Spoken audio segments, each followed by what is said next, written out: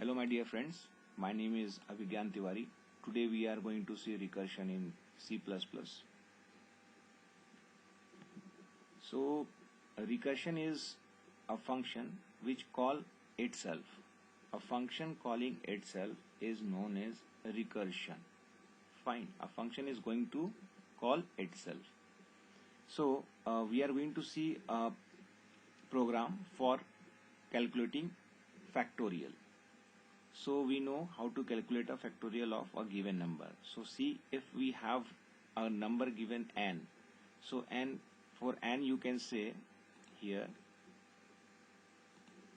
for n what we have, n equal to, if you want you can take n equal to 4. So calculate 4 factorial, what we'll have to do, 1 multiplied by 2 multiplied by 3 multiplied by 4, and that will be a factorial of this 4. So 4 multiplied by 3, that is what, 12 multiplied by 12, 12 multiplied by 2, and what we have total 24. So this will be the result. Fine. So this is how we have written the program. So we know about these two things. So this is function prototype we have given here. This is our main. Now see, whenever this main we have see, what happened, a memory block will be created here itself. Fine. And this n is a variable which is going to get some kind of space in memory. And again result is again going to get some kind of space in memory. And after that we have this statement. This is cout. So cout will be written here itself. And after that we have going to get the value from n. Again the value, whatever be the input given by the user, it will be going to assign this to this n, and this line will be called here itself, here down, and after this line will be get called, and after that what, it will return 0, and the main function ended. Fine. So what will happen if this expression will be, this is an expression, you can say this is an statement. Fine. So this is, and we know this is what, this is a operator. What kind of operator? It assigns RHS value to the LHS side variable, that is assignment operator.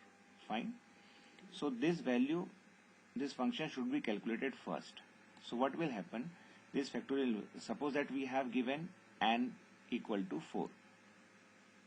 So 4 will be given here itself.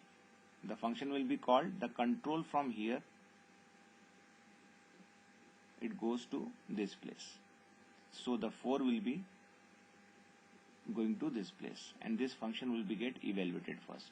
So what will happen, from here we are going to down the lane, and again a separate memory block will be created for this function. This is what, this is named factorial n. So the function name is written here itself, factorial.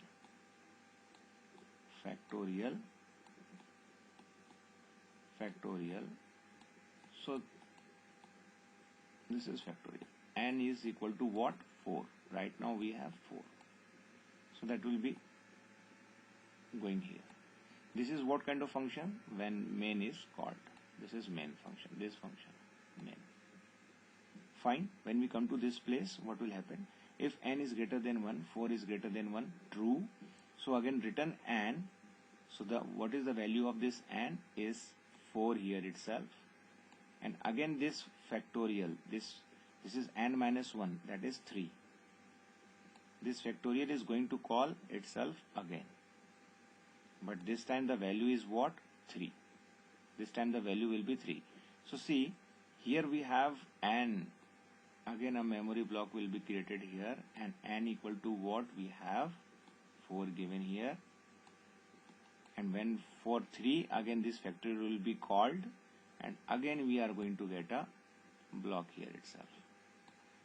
This 4 is multiplied by what, this factorial 3 here itself.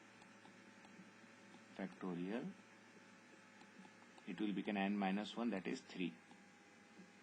and again the function will be called here itself. Fine.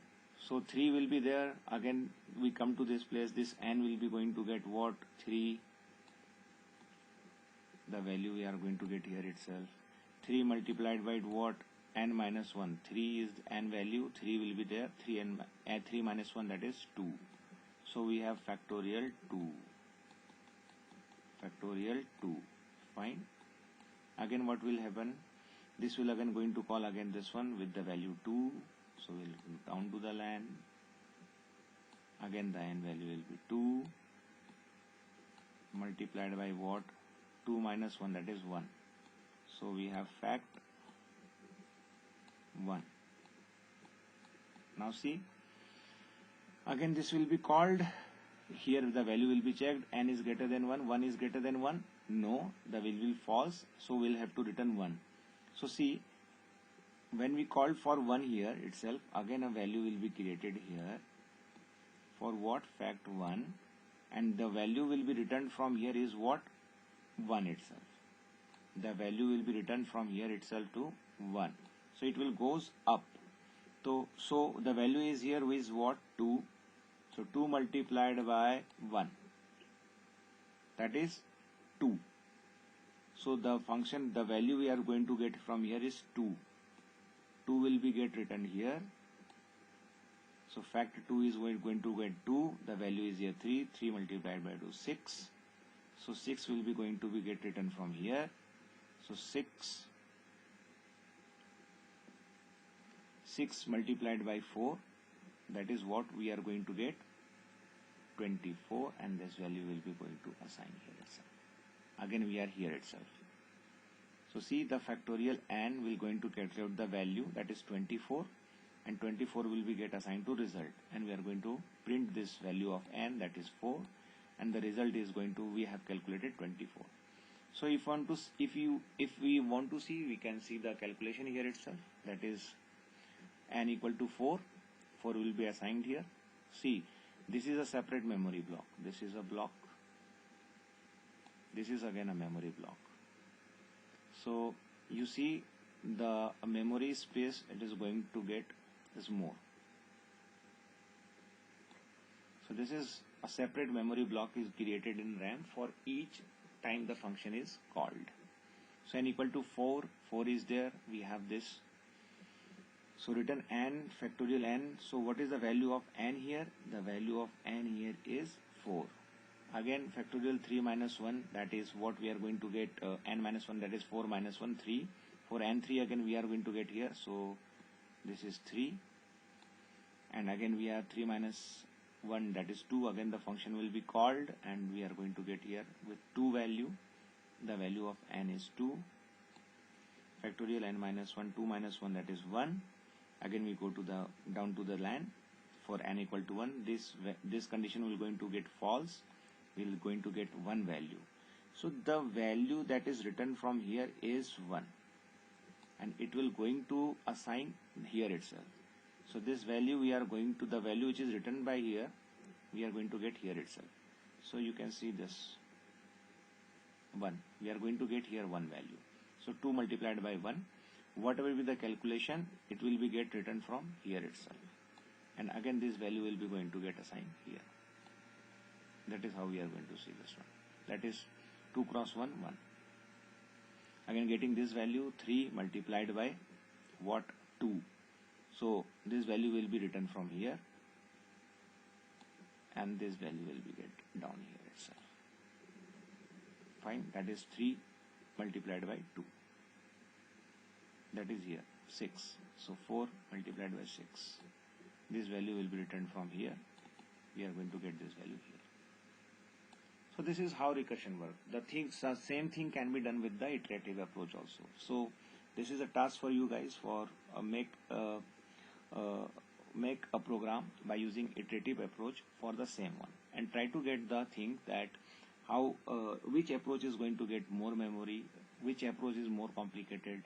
And remember one thing more, whenever you apply this recursion, just mention there must be a terminating condition. There must be a terminating condition. So here it is, this is the terminating condition for the recursion. Okay, fine. So hope you have understood. Hope you have understood this one. Thanks for watching this video.